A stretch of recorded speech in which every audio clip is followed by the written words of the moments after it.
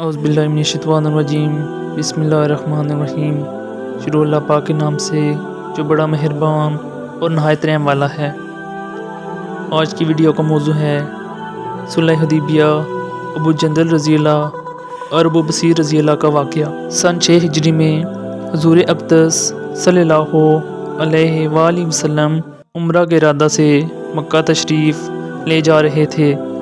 کفار مکہ کو اس کی خبر ہوئی اور وہ اس خبر کو اپنی ذلت سمجھے، اس لیے مزاحمت کی اور حدیبیہ میں آپ صلی اللہ علیہ وآلہ وسلم کو رکنا پڑا۔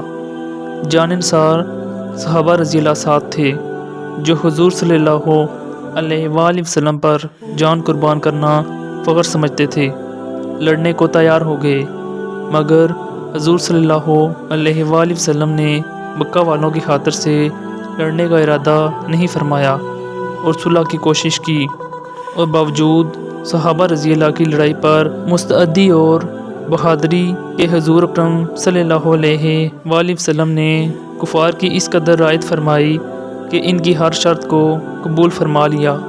صحابہ رضی اللہ کو اس طرح دب کر صلح کرنا بہت ہی ناگوار تھا، مگر حضور صلی اللہ علیہ وآلہ وسلم کے ارشاد کے سامنے کیا ہو سکتا تھا کہ جانثار تھے اور فرما بردار، اس لیے حضرت عمر رضی اللہ جیسے بہادروں کو بھی دبنا پڑا۔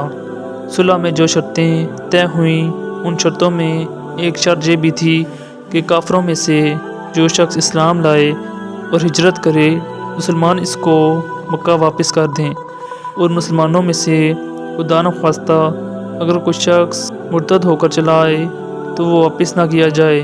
یہ صلح نامہ ابھی تک پورا لکھا بھی نہیں گیا تھا کہ حضرت ابو جندل رضی اللہ ایک صحابی تھے جو اسلام لانے کی وجہ سے طرح طرح کی تکلیفیں برداشت کر رہے تھے اور زنجیروں میں بندھے ہوئے تھے۔ اسی حالت میں گرتے پڑتے مسلمانوں کے لشکر میں اس امید پر پہنچے کہ ان لوگوں کی حمایت میں جا کر اس مصیبت سے چھٹکارا پاؤں۔ ان کے باپ سہیل نے، جو اس صلح نامہ میں کفار کی طرف سے وکیل تھے اور اس وقت تک مسلمان نہیں ہوئے تھے، فتح مکہ میں مسلمان ہوئے۔ انہوں نے صاحبزادے کے تمانچے مارے اور واپس لے جانے پر اصرار کیا۔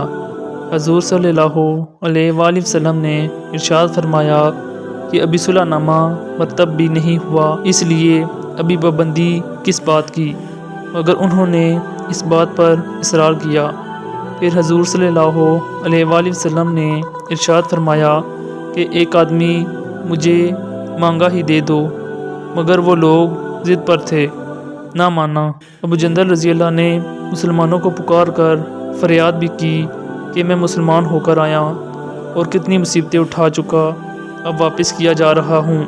اس وقت مسلمانوں کے دل پر جو گزر رہی ہوگی اللہ ہی کو معلوم ہے، مگر حضور صلی اللہ علیہ وآلہ وسلم کے ارشاد پر واپس ہوئے۔ حضور صلی اللہ علیہ وآلہ وسلم نے تسلی فرمائی اور صبر کرنے کا حکم دیا اور فرمایا کہ عنقریب حق تعالیٰ تمہارے لیے کوئی راستہ نکالیں گے۔ صلح نامہ مکمل ہو جانے کے بعد ایک دوسرے صحابی ابو بصیر رضی اللہ بھی مسلمان ہو کر مدینہ منورہ پہنچے۔ کفار نے ان کو واپس بلانے کے لیے وہ آدمی بھیجے۔ حضور اقدس صلی اللہ علیہ وآلہ وسلم نے حسب وعدہ واپس فرما دیا۔ ابو بصیر رضی اللہ نے عرض بھی کیا، یا رسول اللہ، میں مسلمان ہو کر آیا، آپ پھر مجھے کفار کے پنجہ میں بیچتے ہیں۔ آپ صلی اللہ علیہ وآلہ وسلم نے ان سے بھی صبر کرنے کو ارشاد فرمایا کہ انشاءاللہ عنقریب تمہارے واسطے راستہ کھلے گا۔ یہ صحابی ان دونوں کافروں کے ساتھ واپس ہوئے۔ راستے میں ان میں سے ایک کہنے لگے کہ یار، تیری یہ تلوار تو بڑی نفیس معلوم ہوتی ہے، شہی باز آدمی ذرا سی بات میں پھول ہی جاتا ہے۔ وہ نیام سے نکال کر کہنے لگا کہ ہاں، میں نے بہت سے لوگوں پر اس کا تجربہ کیا۔ یہ کہہ کر تلوار ان کے حوالے کر دی۔ انہوں نے اسی پر اس کا تجربہ کیا۔ دوسرا ساتھی یہ دیکھ کر کہ ایک کو تو نمٹا دیا، اب میرا نمبر ہے، بھاگا ہوا مدینے آیا اور حضور اکرم صلی اللہ علیہ وسلم کی خدمت میں حاضر ہو کر کہا کہ میرا ساتھی مر چکا ہے، اب میرا نمبر ہے۔ اس کے بعد ابو بصیر رضی اللہ پہنچے اور عرض کیا کہ یا رسول اللہ صلی اللہ علیہ وآلہ وسلم، آپ اپنا وعدہ پورا فرما چکے کہ مجھے واپس کر دیا، اور مجھ سے کوئی عہد ان لوگوں کا نہیں ہے جس کی ذمہ داری ہو، وہ مجھے میرے دین سے ہٹاتے ہیں، اس لیے میں نے یہ کہا کہ حضور صلی اللہ علیہ وآلہ وسلم نے فرمایا کہ لڑائی بھڑکانے والا ہے، کاش کوئی اس کا معینہ مددگار ہوتا۔ وہ اس کلام سے سمجھ گئے کہ اب بھی اگر کوئی میری طلب میں آئے گا تو واپس کر دیا جاؤں گا، اس لیے وہ وہاں سے چل کر سمندر کے کنارے ایک جگہ آ پڑے۔ مکہ والوں کو اس قصے کا حال معلوم ہوا تو ابو جندل رضی اللہ بھی، جن کا قصہ پہلے گزرا، چھپ کر وہیں پہنچ گئے۔ اسی طرح جو شخص مسلمان ہوتا اور ان کے ساتھ جا ملتا، چند روز میں یہ ایک مختصر سی جماعت ہو گئی۔ جنگل میں جہاں نہ کھانے کا کوئی انتظام، نہ وہاں باغات اور آبادیاں، اس لیے ان لوگوں پر جو گزری ہوگی وہ تو اللہ ہی کو معلوم ہوگا، مگر جن ظالموں کے ظلم سے پریشان ہو کر یہ لوگ بھاگتے تھے، ان کا ناطقہ بند کر دیا۔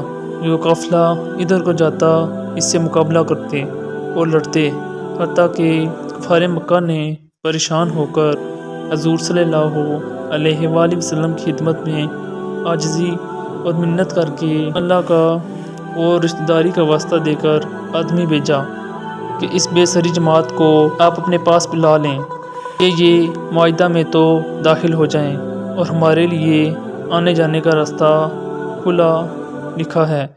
کہ حضور صلی اللہ علیہ وآلہ وسلم کا اجازت نامہ جب ان حضرات کے پاس پہنچا تو ابو بصیر رضی اللہ مرض الموت میں گرفتار تھے۔ حضور صلی اللہ علیہ وسلم کا والا نامہ ہاتھ میں تھا کہ اسی حالت میں انتقال فرمایا۔ آدمی اگر اپنی دین پر پکا ہو، بشرطیہ دین بھی سچا ہو، تو بڑی طاقت اس کو نہیں ہٹا سکتی، اور مسلمان کو مدد کا تو وعدہ اللہ کا ہے، بشرطیہ وہ مسلمان ہو۔ اس واقعہ سے ہمیں یہ سبق ملا کہ استقامت کامیابی کے لیے ضروری ہے۔ اگر استقامت نہ ہو تو انسان بہت جلد حالات کا شکار ہو کر اپنے ایمان سے محروم ہو جاتا ہے۔ چنانچہ ہمیں بھی چاہیے کہ زندگی کے ہر موڑ پر اپنے ایمان پر استقامت سے ڈٹے رہیں۔ اللہ تعالیٰ ہمیں اس واقعے سے سبق حاصل کر کے عمل کرنے کی توفیق عطا فرمائے۔ آمین۔